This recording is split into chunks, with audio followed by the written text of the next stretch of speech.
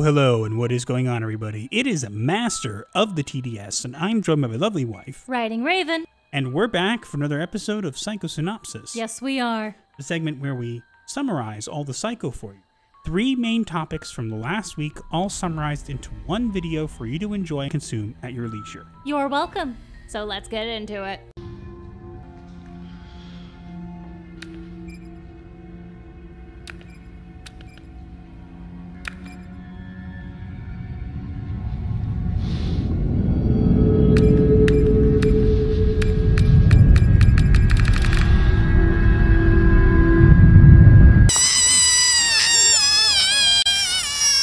It's fine if you don't tell me your secrets. I intend to keep mine, but don't lie to me.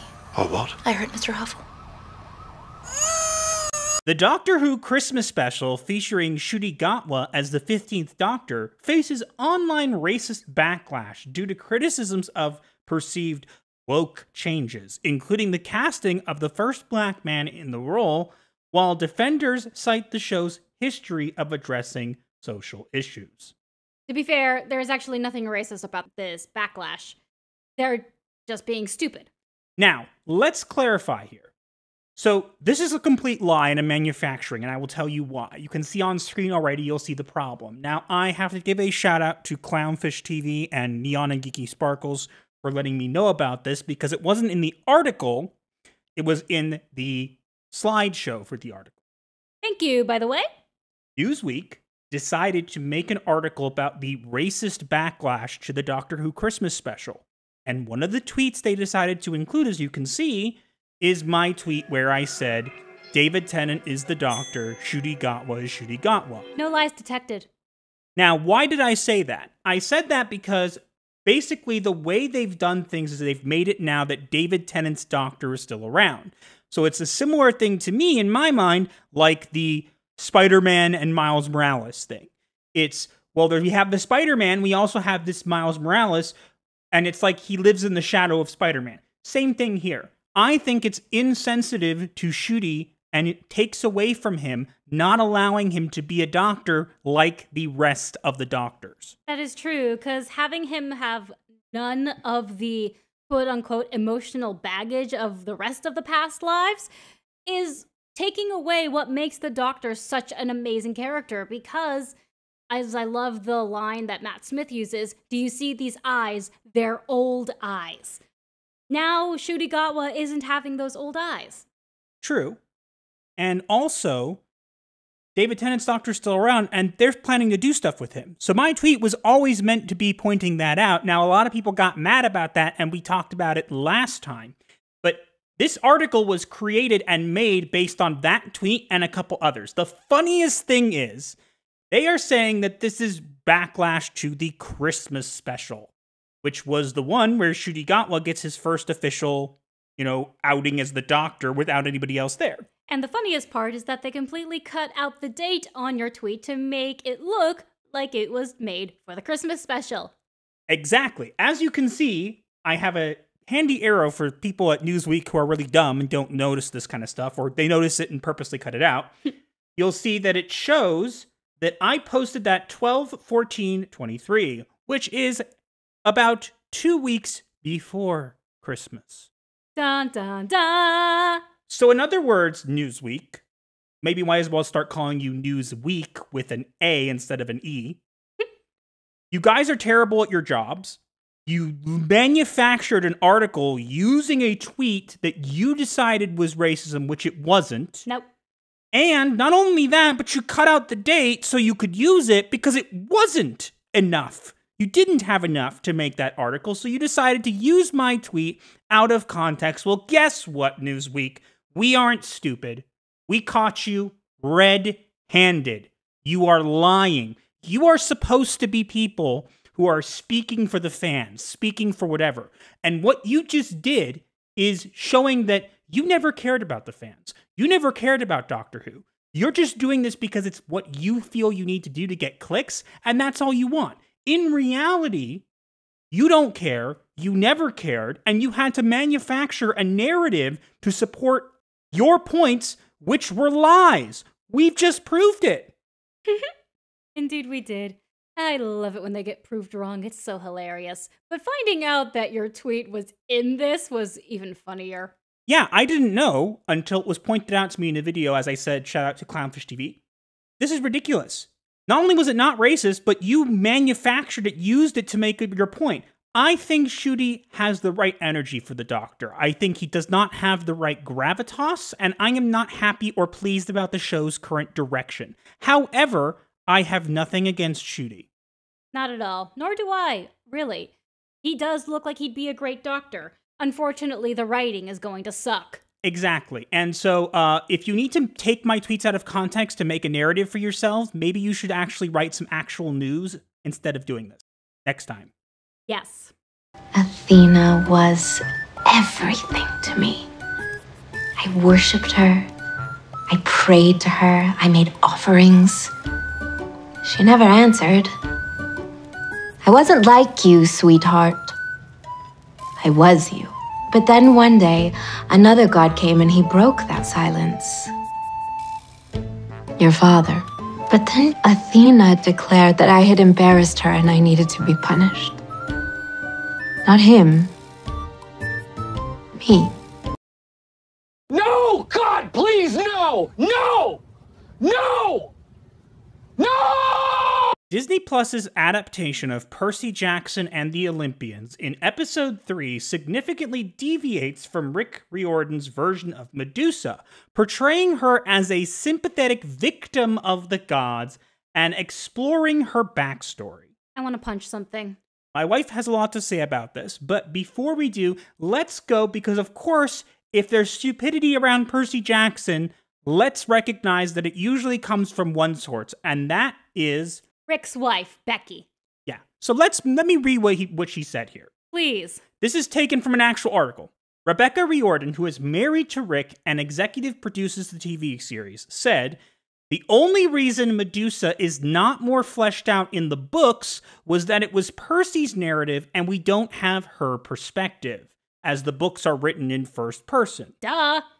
As a 12-year-old boy in 2005, I don't think he had the bandwidth for deconstructing the patriarchy, adds Rick. No duh. He was looking at it as, this is a scary woman who's trying to turn me to stone. No frickin' duh. But that changed upon entering a TV writer's room where other perspectives become essential. It was one of the first things we talked about, how not to have a patriarchal lens, Rebecca says. Ugh. Please, can I murder something? I need to flay something alive. In Minecraft. Sure, in Minecraft. Obviously, they're taking creative liberties with this, and this is not the original lore. They're saying this sticks to the original lore better. They're wrong. It's completely wrong. The whole story about Medusa is that she willingly went with Poseidon into Athena's temple to play around, as adults do in the bedroom, in a god's temple. Medusa was the one punished for it and turned into a monster because Poseidon was a fellow god and Athena could not do anything to a god. Therefore, she did it to Medusa, and her two sisters also turned into Gorgons because they helped Medusa get into said temple. If you really want a victim story in Greek mythology, look at Hades and Persephone, or Apollo and Daphne, or literally any of the others, Pygmalion even. There's so many other stories you can use for that. This is not one of them because Poseidon and Medusa was consensual. Not only that, but they try to portray that Medusa is like this avid devotee of Athena. Lies. But let's imagine for a minute that this was true. Ugh. So she's an devotee of Athena, did all this stuff, and then when Poseidon comes down and says, hey, want to mess around in Athena's temple? She's just like, screw the goddess that I've been praying to this entire time. I'm just going to go desecrate her temple. Bye. Yeah, that doesn't sound like a devotee. It's not a victim. That sounds like someone who deserved the punishment even more. I mean, if you want to look at the Arachne story, the first spider, she got turned into a spider because she won a contest against Athena on who was the better weaver. And it wasn't necessarily that Arachne was indeed the better weaver, it was her attitude towards the goddess saying, hey, look, I'm better than you. Instead of taking a more humble approach and saying, Athena, what if I taught you my skills? What if we worked together to create the perfect weave?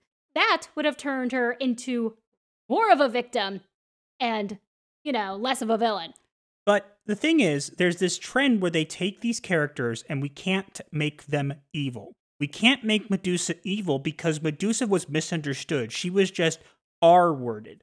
That is not true. No, like I said, it was consensual. And again, let's imagine that your version was true. You just made someone who is an avid devotee of Athena decide to throw all that away because big god comes down from sky and says, let's fool around in Athena's temple.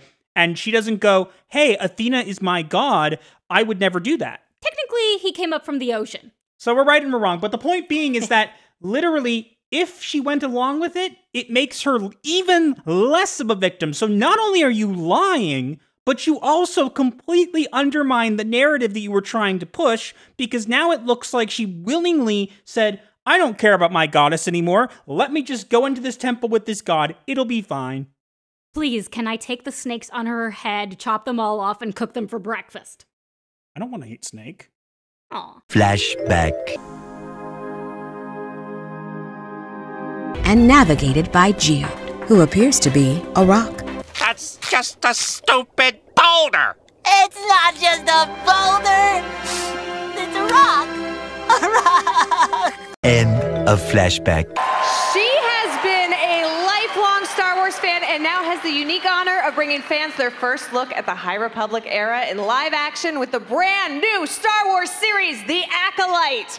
Here to talk about it is executive producer Leslie Headland.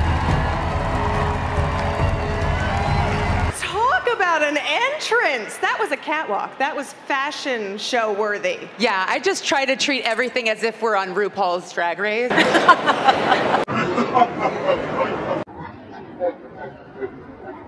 Rumors surrounding The Acolyte indicate that Amandla Stenberg will play Sith twins, one turning Jedi and the other to the dark side, while Manny Jacinto will portray both good and bad versions of his character, aligning with scenes from the Star Wars Celebration teaser. That just sounds confusing. Now, could this have been a good story? Actually, yes, it could have been. Maybe. But here's some important things to keep in mind. First off, it's being written by Leslie Headland, who is the former personal assistant of someone we will not mention because YouTube will get really annoyed at us, but you know. Yes, if you've watched any YouTube videos, you know. Second thing is, this is the clincher, okay, guys? If that wasn't bad enough, this is being set within the High Republic era. High Republic. Exactly. The High Republic is what they did with when they threw out the expanded universe. They made this High Republic to replace a part of history, and it didn't go over very well. The current books are not selling very well. From what I've actually read and what I've looked into, according to what I've seen, they're selling in the thousands. That's pretty bad. Honestly, I thought the number was going to be in the hundreds. So it's better than I thought, but still pretty bad. Thousands? They literally had an entire booth set up at Celebration, and there were pictures going around that not a single one of the books had been touched. Woohoo! It's almost like when you create bad products and slap the Star Wars name on it, it doesn't automatically generate money. No, duh! The High Republic was talked about a lot because of their character Geode, which is a rock. It's not a boulder, it's a rock! The funniest thing is that they have not gotten much... Apparently, this is something I didn't find out until recently. There's been 2 more waves of books for this publication. Say what? We only saw the first wave. There have been 2 more waves that have rolled out with, like, no fanfare, no one talking about it, because nobody cares. Wow. And, again, they sell in the thousands, okay? So not that much. People are saying, oh, they're so great, they're doing well. No, but Disney refuses to give up on this because they want the High Republic to stick. It's not going to stick. Everyone prefers the original EU because that's what was written well and that's what actually complemented the Skywalker saga, not this whatever Wookiee Jedi that they have over there behind Leslie. I'm pretty sure his name is Burry. Yeah. Like furry, but with a B. Yeah, I think it was short for something, but who knows? I mean, yes, there can be Wookiee Jedi. They even have an apprentice one in the Clone Wars. However, his name wasn't Burry. It was actually something Wookiee related. All of these ideas by themselves would be great for storytelling, having twins. We've already had that before. But if we had any faith in the people running it, maybe it would be something that would excite people, but it will not. Even the normie fans are not interested. The only place you will find people talking about Star Wars these days is on Twitter, and it's usually with posts where they bait and try to say, Rey was underrated, this was underrated. Notice that that doesn't happen very much with the prequels and the original trilogy. Only with the sequels and anything Disney has put out. Because the quality is the biggest problem. It's not the characters necessarily. Rey and certain other characters were not developed as well as they could have been. Rey could have been a character people would have liked if they had been utilized correctly. And given better writing. And the problem is the quality of storytelling has fallen down. You literally, if you watched Ahsoka at all, there are literally moments where they're just staring at each other for minutes on end with no dialogue because they needed to pad out the runtime. That tells you quite a lot about what they think about Star Wars. That is true. And it's just bad. It has just gotten so bad. And I'm not interested in this show. I'm not going to watch this show. I think it's going to be a train wreck. I think that because of the people running it and because of what they've done with the High Republic already, there are going to be even less people tuning in, but they'll try to spin it because that's what Disney does. Yeah, pretty much. Perhaps you two could care to discuss what this is really about? And now it's time for the diagnosis of the week. Where we diagnose the week with a mental illness. Because someone has to. And we have an interesting diagnosis for this week. Do tell. So the diagnosis for this week is media-induced cognitive dissonance. Please explain. So media-induced cognitive dissonance refers to the psychological discomfort or conflict experienced by individuals when encountering inconsistent or conflicting information within media content, potentially leading to a discrepancy between personal beliefs and the presented narratives. In relation to today's topics, with Doctor Who, the concept applies when fans are forced to confront accusations of racism for criticizing changes to the show, triggering a mental conflict between their loyalty to the series and concerns about its evolving narrative. With Percy Jackson, the concept applies as fans experience cognitive dissonance when the TV adaptation diverges from the original book, introducing conflicting narratives about characters like Medusa. And with The Acolyte, fans deal with a lack of interest in a series that is conceptually flawed for emphasizing LGBTQ themes and girl power, creating a mental conflict between their loyalty to the franchise and dissatisfaction with its lack of narrative direction. All of these things could be applied well, but the problem is they take these stories and they twist them and then insert these narratives into them. And that's the biggest problem. We don't care if you take liberties here and there. That always happens with adaptations or things like that. The problem is when you do something that fundamentally changes the narrative, or you take something and flip it on its head and expect people to just consume it because it has a brand name on it, that's when you create media-induced cognitive dissonance. And not only that, but then when people complain about it or say, hey, we don't like this, you lash out at them and say that they're the problem. We're not the problem, you guys are. If you just stuck to the source material, built a good narrative around respecting what came before, and then you inserted these things in a way that worked with the story, perhaps there would be less of this cognitive dissonance. But because you people are so incompetent and incapable of doing this, that is why we continue to get these paint-by-numbers movies and TV shows that nobody wants to watch, and the numbers continue to fall. And they will continue to do so as long as you guys stick to this. And that's why I feel this is a great diagnosis for this week. I agree. Have a Happy New Year, guys. Yep, Happy New Year.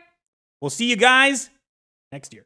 Haha. That is all we have for this week. Let us know what you think in the comments below, and also make sure to like, share, comment, and subscribe with notifications on so you do not miss your weekly therapy session. Or you will be charged. Feel free to join the channel or leave us a super thanks. Any money contributed to the channel is going to be used for the channel. And also feel free to check out all of the links in the description below. But for now, Gothic Therapy out.